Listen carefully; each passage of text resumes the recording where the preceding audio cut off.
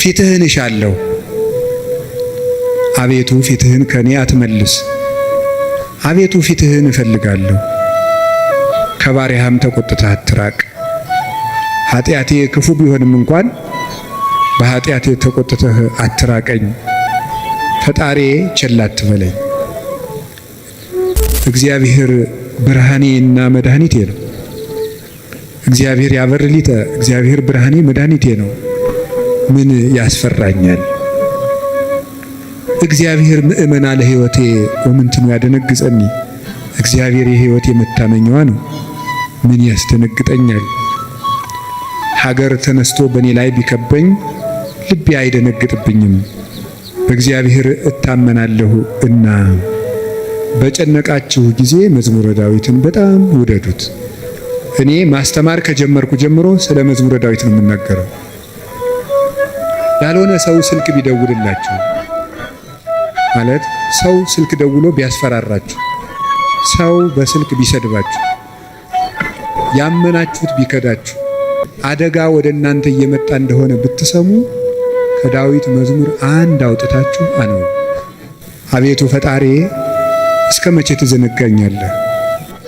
ዓይኖቼ መቼ ወደ እኔ ትመጣለህ እያሉ አንተን በመጠባበቅ ፈዘዙ፣ ደከሙ።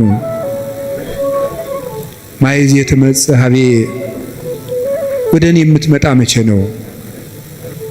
ወአሐውር በየዋህተ ልቤ ማእከለ ቤቴ፣ አንተን በመጠበቅ በልቡና ቅንነት ጸንቼ እጠብቅሃለሁ። እግዚአብሔር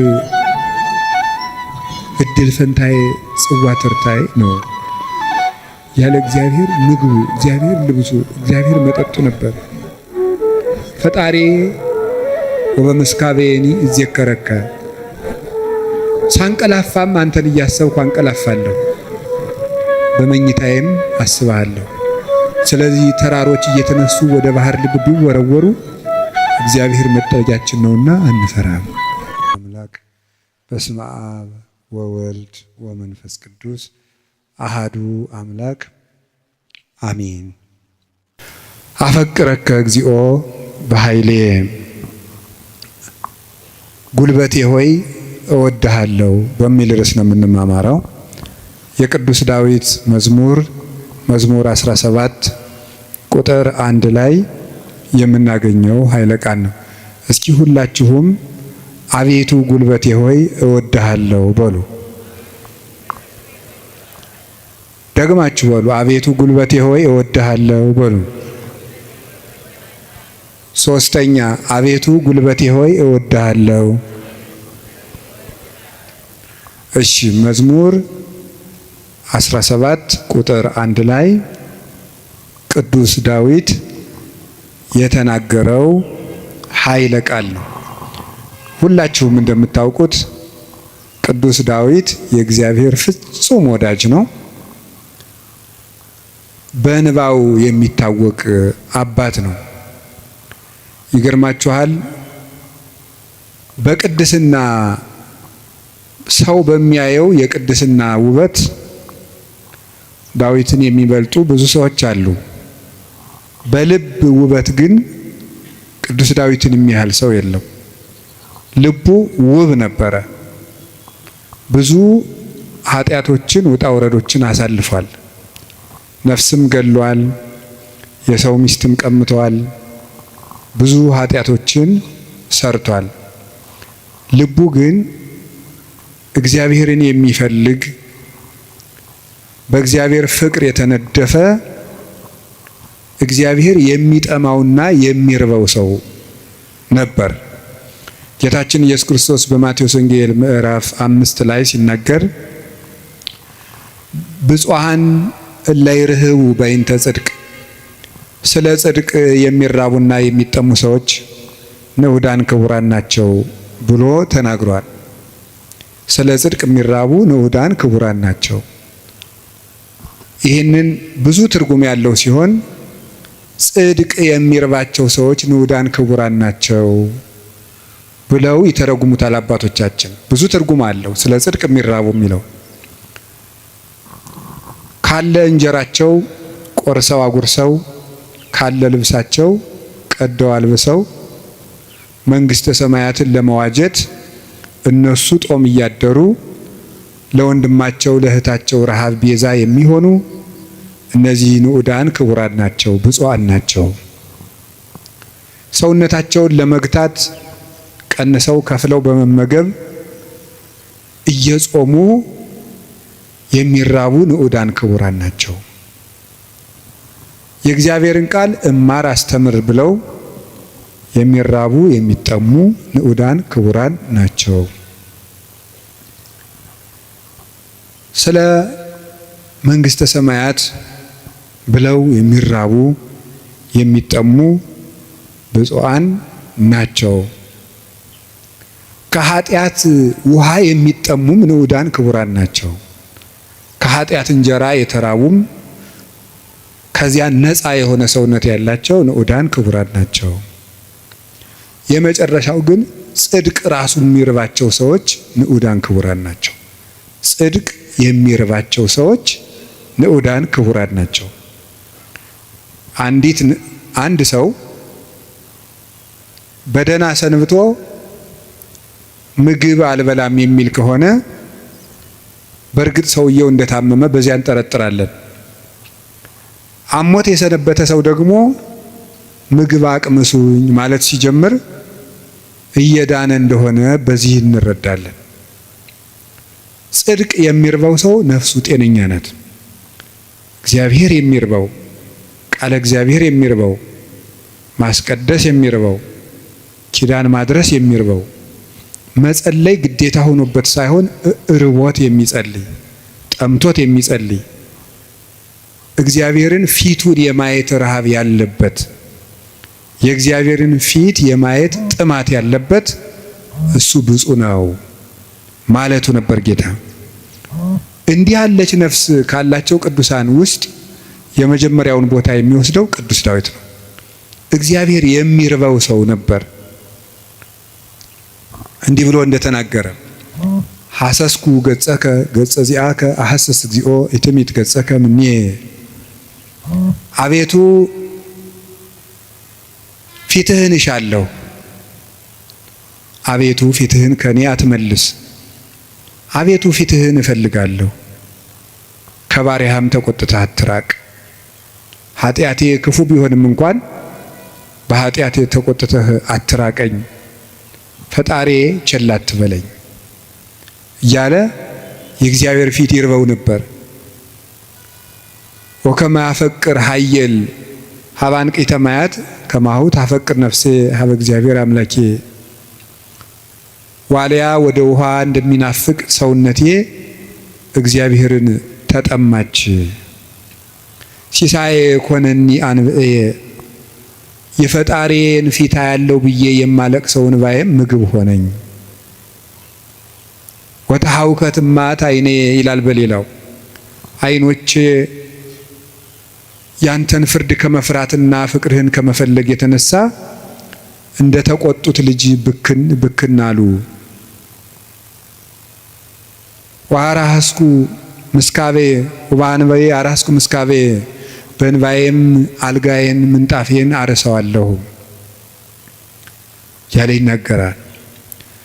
በሌላኛው የመዝሙር ክፍሉ ደግሞ አምላኬ አምላኬ እገይስ ሀቤከ፣ ፈጣሪ ሁልጊዜ በእግረ ልቡና ወደ አንተ ገሰግሳለሁ። ጸማት ነፍሴ ለከ፣ ሰውነቴ አንተን ተጠማች። ማይዜ እበጽሕ ወእሬይ ገጾ ለአምላኬ፣ ደርሼ የፈጣሪን ፊት የማየው መቼ ነው ይላል። እስከ ማይዜኑ ጊዜው ትረሳኒ ለግሙራ፣ አቤቱ ፈጣሪ እስከ መቼ ትዘነጋኛለህ? ደክማ አይንቴ እንዘ ይብላ ማይዜ ትመጽእ ሀቤ፣ ዓይኖቼ መቼ ወደ እኔ ትመጣለህ እያሉ አንተን በመጠባበቅ ፈዘዙ ደከሙ። ማይዜ ትመጽእ ሀቤ፣ ወደ እኔ የምትመጣ መቼ ነው? ወአሐውር በየዋህተ ልቤ ማእከለ ቤቴ፣ አንተን በመጠበቅ በልቡና ቅንነት ጸንቼ እጠብቅሃለሁ። እግዚአብሔር እድል ፈንታዬ ጽዋ ተርታዬ ነው። ያለ እግዚአብሔር ምግቡ፣ እግዚአብሔር ልብሱ፣ እግዚአብሔር መጠጡ ነበር። ፈጣሪ ወበመስካቤኒ እዜከረከ ሳንቀላፋም አንተን እያሰብኩ አንቀላፋለሁ፣ በመኝታዬም አስብሃለሁ። ፈጣሪ አንተ ብከ ተገደፍኩ እማይፀን በእናቴ ማህፀን በአንተ አምኜ ተጣልኩኝ። አንተ አምላኬም ከርሰ አምላኬ ፈጣሪ በእናቴ ማህፀን ሳለሁ አንተ አምላኬ ነህ። እናቴ የበላችው ተጭኖ የጠጣችው አንዝዞ እንዳይገለኝ የጠበቅከኝ ከእናቴ ማህፀን ጀምሮ አባቴና እናቴ እውነተኛ ረዳቴ መጠጊያዬ አንተ እግዚአብሔር ነህ።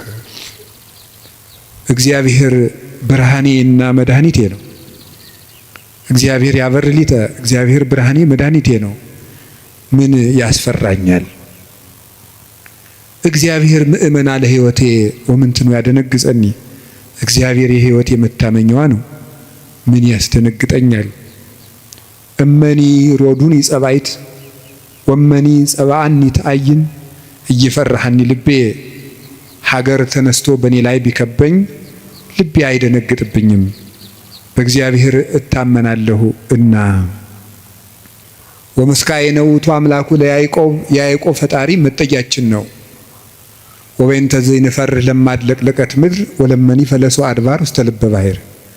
ስለዚህ ተራሮች እየተነሱ ወደ ባህር ልብ ቢወረወሩ እግዚአብሔር መጠጊያችን ነውና አንፈራም ያለ እግዚአብሔርን የቀመሰ ሰው ነበር ቅዱስ ዳዊት። ጣዕሙን ቅረቡ ሀቤሁ ያበርህ ለክሙ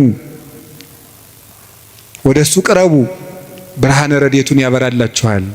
ጣዕሙ ታይምሩ ከመሄር እግዚአብሔር ፍጹም ቸር እንደሆነ ቅመሱ። እግዚአብሔርን ከመውደዱ የተነሳ ቅዱስ ዳዊት አሐተ ሰአልክዎ ለእግዚአብሔር እግዚአብሔርን አንዲት ነገር ለመልኩት ወኪያስስ እሷንም እሻለሁ። እግዚአብሔርን ደስ የሚያሰኘውን ነገር አውቅ ዘንድ በቤተ መቅደሱም አገለግለው ዘንድ። ቅዱስ ዳዊት እግዚአብሔርን ከመውደዱ የተነሳ ለእግዚአብሔር ልጅ ብቻ ሳይሆን ጉድፉን ወመጣልን ሳይቀር ይወድ ነበር። ጥቀ ፍቁር አብያቲከ እግዚኦ እግዚእ ኃያላን ተፈሳሐት ነፍሴ በአፍቅሮ አይጻዳቲከ። የኃያላን መላእክት ፈጣሪ እግዚአብሔር ሆይ ማደሪያዎችህ ቤተ መቅደሶችህ እንደምን የተወደዱ ናቸው። ሰውነቴ ቤተ መቅደስን በመውደድ ደስ አላት። አብደርኩ እትገደፍ ውስተ ቤተ እግዚአብሔር መንበር ውስተ ቤተ ኃጥአን። በኃጥአን ድንኳን ቤት አዳራሽ ተመችቶኝ ከሚኖር በእግዚአብሔር ቤት ብጣል እንኳ ደስ ይለኛል ይላል ቅዱስ ዳዊት። እግዚአብሔርን አመስግኖ የማያልቅበት ነው። በተስፋ ባሕቲትከ አኅደርከኒ በአንተ አለኝታ አንተ ብቻ ባለኝታ አሳደርከኝ። በአንተ አምኜ እሰክም ወነውም ዓይኖቼንም በአንተ አምኜ ከድናቸዋለሁ።